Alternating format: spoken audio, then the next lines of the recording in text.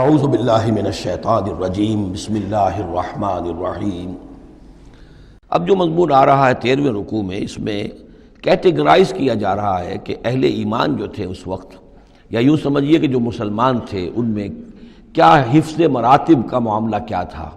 ظاہر بات ہے کہ تمام اہل ایمان ایک درجے کے تو نہیں تھے۔ خدا پنج انگشت یکساں نہ کرد، نہ ہر زن زنست و نہ ہر مرد مرد، نہ تمام مومن ایک جیسے تھے، نہ تمام منافق ایک جیسے تھے، نہ تمام کمزور لوگ ایک جیسے تھے۔ تو یہ بھی بڑی یوں سمجھیے کہ حکمت قرآنی کا ایک اہم موضوع ہے، اس لیے کہ آئندہ بھی جب بھی کبھی کسی مسلمان معاشرے میں کوئی دینی تحریک اٹھے گی، ظاہر بات ہے جیسا کہ میں نے عرض کیا ہے انسانی فطرت میں تو کوئی تبدیلی نہیں ہوئی ہے، اسی طرح کے صورتحال پیش آئے گی، تو اس کی پہچان کے لیے لوگوں کے درمیان درجہ بندی کا ایک فہم اور تفقع حاصل کرنے کے لیے یہ آیات جو ہیں یہ بہت ہی اہم ہیں۔ والسابقون الاولون من المہاجرین والانصار، اور پہل سبقت کرنے والے مہاجرین میں سے اور انصار میں سے، والذین اتبعوہم بإحسان، اور وہ لوگ جنہوں نے ان کی پیروی کی بھلائی کے ساتھ، نیکی کے ساتھ، رضی اللہ عنہم ورضوا عنہ، اللہ ان سے راضی ہو گیا اور وہ اس سے راضی ہو گئے، وعد لہم جنات تجری تحتها الانہار خالدین فیہا ابدا، ان کے نیچے ندیاں بہتی ہوں گی، اللہ نے وہ باغات تیار کر دیے ہیں ان کے لیے جن کے نیچے ندیاں بہتی ہوں گی، اس میں وہ ہمیشہ ہمیشہ رہیں گے، ذالک الفوز العظیم، یہی ہے بہت بڑی کامیابی۔ اب یہ ٹاپ کی ہیں، دو درجے ہیں، دو مراتب ہیں۔ جیسے ایک مرتبہ ہم دیکھ چکے سورہ نساء میں انبیاء، صدیقین، شہداء، صالحین، یہ گویا کہ ایک خاص اعتبار سے، اب اس کی تفاصیل میں جانے کا یہ موقع نہیں ہے، یہ مختلف اعتبارات سے درجہ بندی ہوتی ہے۔ ایک یہ درجہ بندی ہمارے سامنے آ رہی ہے کہ ٹاپ کے دو جو ہیں ان کے لیے الفاظ آئیں السابقون الاولون اور والذین اتبعوہم بإحسان، یہ وہ لوگ ہیں نیک سرشت اور جن کی فطرتیں سلیمہ اور جن کی عقل سلیم تھی، لیکن ان میں بھی دو درجے تھے۔ ایک درجہ وہ تھا کہ جن میں اتنی ہمت بھی ہوتی ہے کہ جیسے ہی حق سامنے آئے فوراً قبول کر لیں، اور بالکل دائیں بائیں نہ دیکھیں کہ اس سے پھر کیا لازم آئے گا، کیا چھوڑنا پڑے گا، کیا کرنا پڑے گا، بلکہ یہ کہ بس ان کے لیے حق جو ہے وہ اتنی بڑی قیمتی شے ہے کہ اس کے مل جانے کے بعد ہر چہ بعد آباد، اب ہر جو ہونا ہے وہ ہو جائے، وہ تاخیر نہیں کرتے، دیر نہیں کرتے، ان میں ہمت ہوتی ہے۔ وہ یہ نہیں دیکھتے کہ اس پگڈنڈی پہ چلنے والے تو کوئی ہے ہی نہیں، بلکہ یہ کہ اگر پہلے ہی میں کیسے چھلانگ لگا دوں، کیسے میں چل پڑوں، کوئی مجھے آگے چلتا ہوا نظر ہی نہیں آ رہا ہے، بلکہ ان کے اندر وہ ہمت ہوتی ہے۔ یہ ایک مزاج اللہ تعالیٰ نے لوگوں کے بنائے ہیں، جیسا کہ حضور نے فرمایا الناس کالمعادن، جیسے معدنیات ہیں۔ اب سونے کی اور جو ہے اس کو صاف کریں گے تو سونا بنے گا، چاندی کی اور کو کتنا ہی صاف کر لیں سونا تو نہیں بنے گا، وہ چاندی ہی بنے گی۔ تانبے کی اور ہے، کتنا ہی آپ اس پر محنت کر لیں وہ آپ اچھے سے اچھا تانبا اس میں سے نکال لیجئے، لیکن یہ کہ ظاہر بات ہے کہ وہ سونا تو نہیں بنے گا۔ اسی طرح الناس کالمعادن، لوگوں کا معاملہ بھی یہ ہے کہ ان کی بھی اللہ تعالیٰ کی طرف سے جو ان کی طبائع بنائی گئی ہیں جس طرح کی، ان کے اندر فرق و تفاوت ہے۔ تو کچھ لوگ وہ ہیں السابقون الاولون، فوراً حق کو قبول کرنا، بے خطر کود پڑنا، بے خطر کود پڑا آتش نمرود میں عشق، عقل ہے محو تماشائے لب بام ابھی۔ کچھ دوسرے لوگ ہوتے ہیں سلیم الفطرت بھی ہیں اور ان کو بھی بات سمجھ میں آ گئی ہے، لیکن ہمت میں تھوڑے سے کم ہوتے ہیں۔ پہلے ذرا کچھ لوگ آگے چل کے معلوم ہو جائے کہ ایک دو آدمی آگے بھی جا رہے ہیں تو آج راستہ ہوگا ہی، آخر جو چل رہے ہیں یہ لوگ، اگر انہوں نے ہمت کر لی ہے تو چلو ہم بھی ہمت کریں۔ تو والذین اتبعوہم بإحسان، جو ان کے پیچھے چلے، ان کا اتباع کیا، لیکن کیا نیک نیتی سے، اس میں کوئی خلل نہیں، کوئی فساد نہیں، وہ بات باقی ساری ٹھیک ہے، بس تھوڑی سی اس کو کہنا چاہیے کہ جس کو ہمت کہا جائے، وہ ہمت کے اندر جو ہے ہمت مرداں، وہ اس کے اندر کوئی کمی ہے۔ لیکن ان دونوں کو بریکٹ کر لیا ہے، السابقون والسابقون الاولون من المہاجرین والانصار۔ اچھا یہ بھی نوٹ کر لیجئے کہ انصار تو ایمان لائیں 10-11 سال کے بعد۔ اب ظاہر بات ہے کہ متبعین بإحسان جو مہاجرین کے ہیں وہ زمانی اعتبار سے انصار سے پہلے ایمان لائے ہیں، لیکن مزاج کا معاملہ ہوتا ہے۔ انصار میں سے بھی بعض وہ تھے فوری طور پر انہوں نے قبول کیا اور اسی طرح کیا، یکسو ہو گئے، ہر چہ بعد آباد کشتی درآب انداختے۔ تو یہ مزاج کی بات ہے، اس کا زمانے سے تعلق نہیں ہے، یہ مزاج کی بات ہے۔ کسی بھی وقت اور آئندہ بھی ہمیشہ ایسا رہے گا، کچھ لوگ ایسے ہوں گے کہ جو حق کو قبول کرتے ہیں اور پھر قطعاً نہیں پرواہ کرتے، دائیں بائیں نہیں دیکھتے، کوئی آ رہا ہے یا نہیں آ رہا، کوئی ساتھ دے رہا ہے یا نہیں دے رہا ہے، کچھ نہیں، کوئی خطرات ہیں، کوئی مشکلات ہیں، کوئی مصائب آئیں گے، ہر چیز بعد آباد۔ کچھ لوگ ہیں جو ذرا دائیں بائیں دیکھ کر تھوڑا سا چلتے ہیں، ان کی ہمت جو ہے اتنی نہیں ہوتی۔ والسابقون الاولون من المہاجرین والانصار والذین اتبعوہم باحسان رضی اللہ عنہم ورضوا عنہ وعد لہم جنات تجری تحت الانہار خالدین فیہا ابدا ذلک الفوز العظیم وممن حولکم من الاعراب منافقون۔ اب یہ ایک طرف تو یہ ٹاپ کے دو، اور ایک اب بالکل نیچے جا کر، اور جو لوگ تمہارے آس پاس آباد ہیں، جو بدوؤں میں،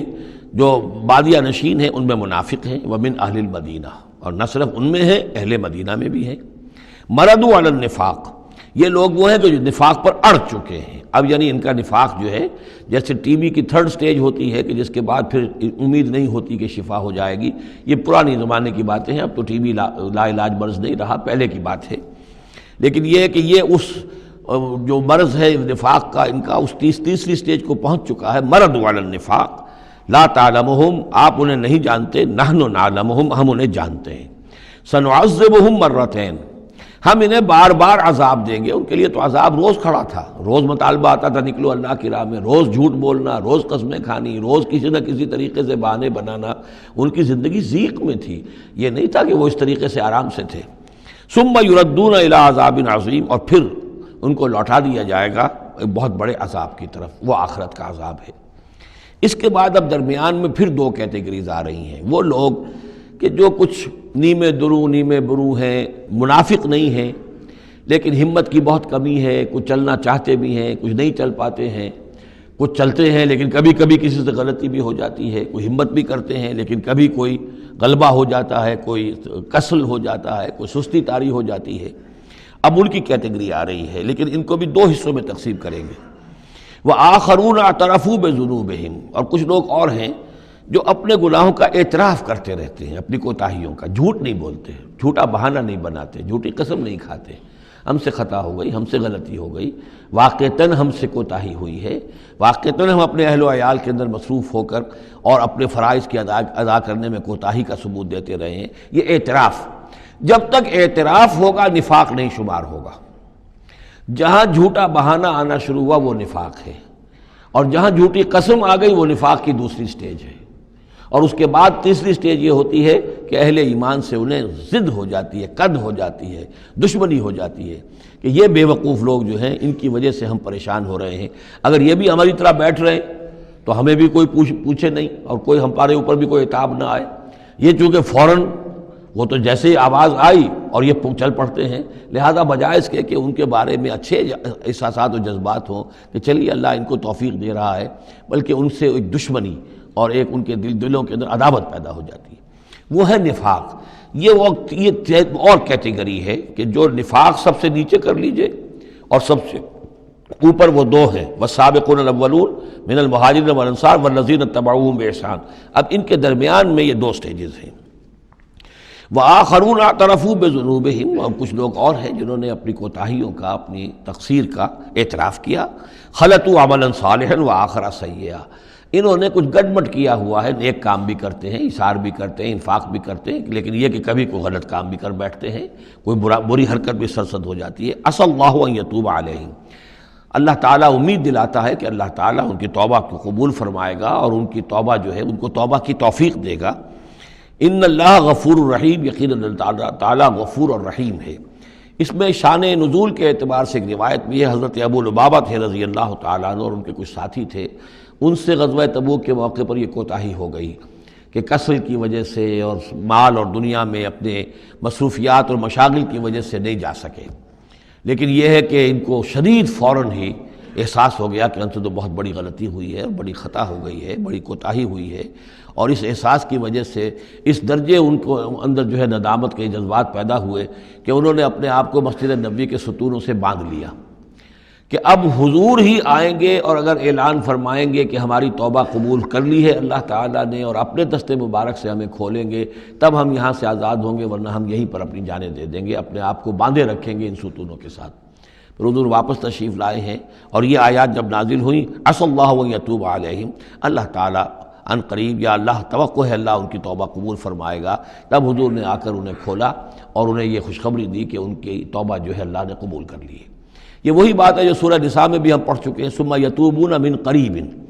وہ لوگ انما التوبۃ علی اللہ للذین یعملون السوء بجہالۃ ثم یتوبون من قریب، فوری طور پر جو ہے انسان کے اندر وہ ایمانی جذبات جو ہیں دوبارہ عود کر آئیں اور وہ فوراً توبہ کرے، تو ایسی توبہ کا قبول کرنا جو ہے اللہ تعالیٰ نے گویا کہ اپنے ذمے واجب ٹھہرایا ہوا ہے۔ البتہ یہ کہ پھر ان کے بارے میں خاص طور پر یہ حکم ہوا خذ من اموالہم صدقۃ، روایت میں تو یہ آتا ہے کہ وہ خود بھی لے کر آئے تھے مال، کہ یہ اللہ تعالیٰ کے جو ہماری توبہ قبول کی ہے تو ہم یہ اس کے شکرانے کے طور پر اللہ کی راہ میں یہ مال پیش کرتے ہیں اپنا، لیکن یہ کہ یہ قاعدہ کلیہ بھی ہے کہ خذ من اموالہم صدقۃ، جہاں تک منافقین کا معاملہ تھا روک دیا گیا، ان کے اب آپ صدقات قبول نہ کیجئے، اب ان کے نفقات اللہ کے ہاں قبول نہیں ہوں گے، لیکن یہ چونکہ ضعفاء ہیں، یہ کمزور ہیں، یہ منافق نہیں ہیں مخلص، کمزور مخلص ہیں، لہذا ان کے لیے کہ ان کے اموال میں سے صدقہ آپ قبول فرما لیجئے، خذ من اموالہم صدقۃ تطہرہم وتزکیہم بہا، اس طرح ان کے مال سے صدقہ قبول کرنے کا نتیجہ یہ نکلے گا کہ آپ ان کو پاک کریں گے اور تزکیہ کریں گے ان کا اس صدقے کے ذریعے سے، وصلی علیہم، ان کے لیے دعائیں کیجئے، ان صلاتک سکن لہم، یقیناً نبی آپ کی دعا جو ہے ان کے حق میں وہ بہت ہی سکون بخش ہے کہ انہیں یہ خیال ہو کہ ہم سے جو خطا ہوئی تھی ہم نے بھی استغفار کیا، توبہ کی ہے، اور اللہ کے رسول بھی ہمارے لیے دعا کر رہے ہیں، واللہ سمیع علیم، اور اللہ سب کچھ سننے والا اور جاننے والا ہے۔ الم یعلموا ان اللہ هو یقبل التوبۃ عن عبادہ، کیا وہ نہیں جانتے کہ اللہ تعالیٰ اپنے بندوں کی توبہ قبول فرماتا ہے، ویاخذ الصدقات، اللہ تعالیٰ بندوں کے صدقات قبول کرتا ہے، یعنی اللہ کا احسان ہے۔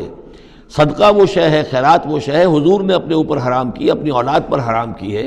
اللہ تعالیٰ کی وہ شان ہے، وہ الغنی ہے، لیکن وہ کہتا میں تو قبول کرتا ہوں، میرے دین کے لیے تم خرچ کرتے ہو، میرے لیے میری رضا جوئی کے لیے خرچ کرتے ہو، تو میں تو تمہارے صدقات کو قبول کرتا ہوں۔ فرمایا کہ الم یعلموا ان اللہ هو یقبل التوبۃ عن عبادہ ویاخذ الصدقات، وہ صدقات قبول فرما لیتا ہے، وان اللہ هو التواب الرحیم، اور وہ تو بہت ہی توبہ کا قبول فرمانے والا اور بہت رحم فرمانے والا ہے۔ صدق اللہ العظیم۔